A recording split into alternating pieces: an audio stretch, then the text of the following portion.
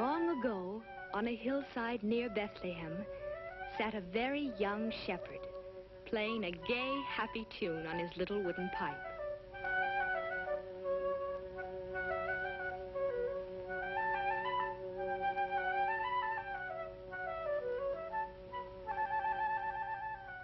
In that year, the Emperor of Rome had ordered all the people to be counted and taxed, each man in his own city.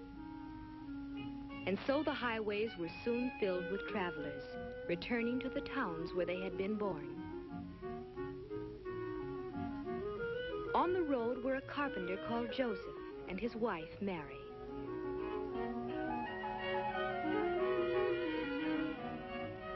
Their hometown, Bethlehem, was a city now filled with visitors, all looking for places to stay.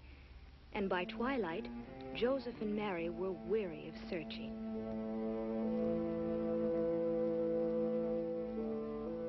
They had tried to find shelter for the night, and while people with plenty of money to offer were taken care of, Joseph and Mary were always turned away. Each place they stopped seemed to be full. Again and again they were disappointed and had to move on. When they came to the owner of one of the last inns, they were told that it too was full. But then the innkeeper remembered an old barn in back of his place of lodging. It was not much of a place, but Joseph and Mary were welcome to use it.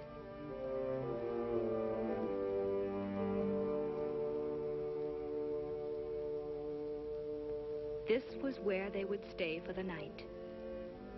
And in this old, dingy stable, the animals made room for the unexpected guests.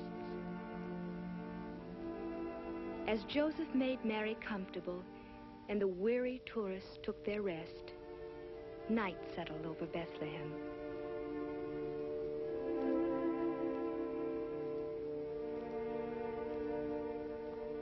And in the stillness of that holy night, the little town waited silently for the wondrous gift that was to be given. In the sky that night, in the sky above the sleeping city, a strange new star appeared, the Star of Bethlehem, telling of the birth of a great new king to be cradled in a manger.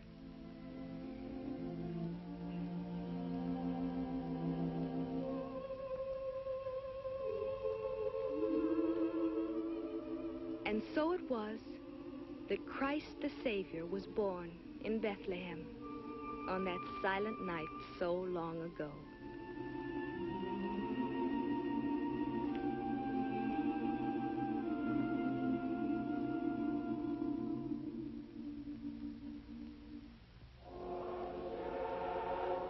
Nearby in the countryside, the shepherds were watching by their fires. Then, with the star, appeared a light, bright with the glory of angels, angels who sang to them of the birth of a king in a manger in Bethlehem.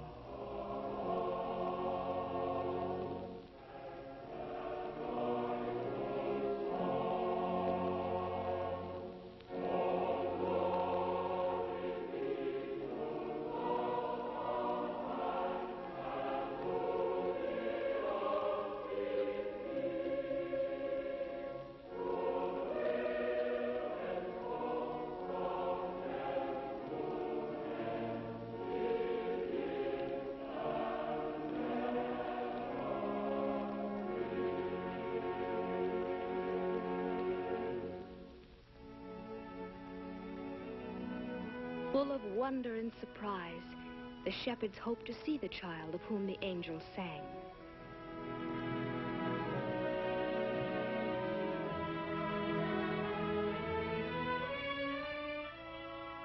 They gathered their sheep together and started toward the town. From the hilltop, they could see the star, and beneath it, they knew they would find the stable whose manger held the heavenly king. On they came, and the first to arrive was the very young shepherd, playing his pipe.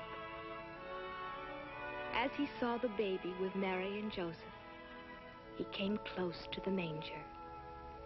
Before the holy child, the shepherds all knelt and offered to him the beloved pipe, a sheepskin cap, and a little lamb.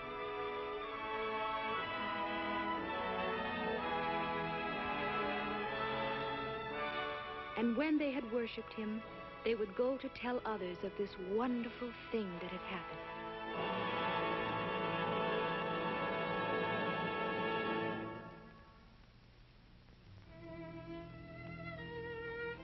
Far to the east, there were others who saw the star. In Turkestan, a princely astronomer sat studying his instruments. And suddenly in the sky above, the new star shone.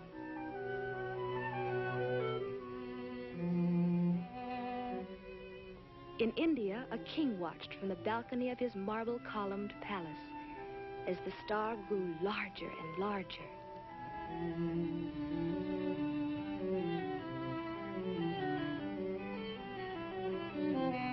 And on the desert sands of Arabia, a ruler was gazing toward the heavens, seeing that same star as it told of the new king's birth.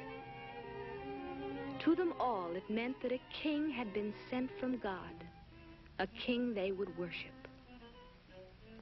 Each one set out to follow the star and to bring to the child a gift of love. The astronomer boarded his ship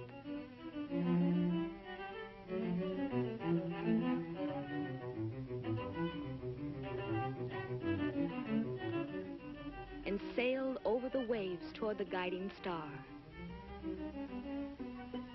The Indian ruler, on an elephant, moved toward the mountains as the star went before him.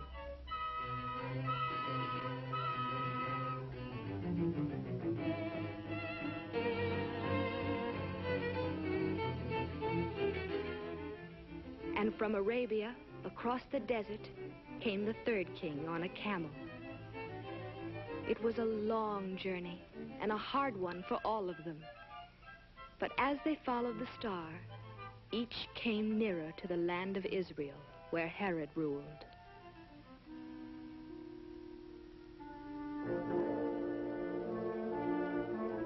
King Herod also saw the star and sent for his counselors.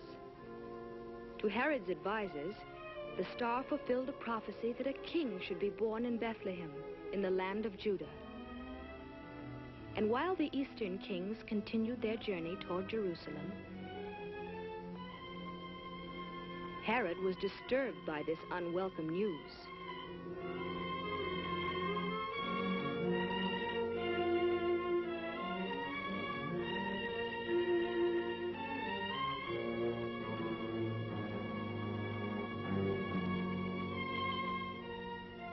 Thinking surely that King Herod could direct them to the newborn child, the wise men came to his palace to seek his advice. Perhaps they would find the babe there, in the palace.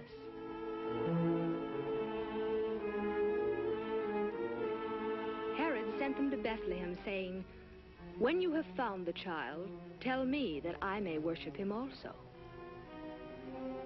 Of course, the wicked Herod had other plans, for he was jealous of the child king. But the wise men, who would be warned by God, were to return home another way. And so once more the kings from the east took their gifts and followed the guiding star. It led them out the north gates of the city, on toward the Bethlehem hills.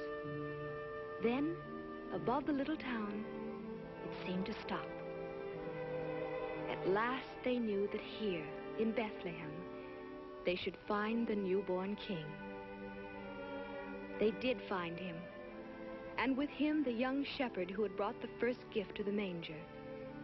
They knew that the star had led them to this child who was the king they were seeking. The wise men went into the Holy Family and offered their gifts to the infant Jesus. Filled with awe and wonder,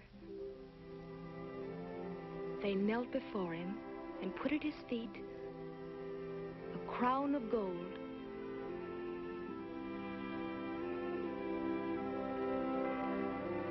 a chest of frankincense,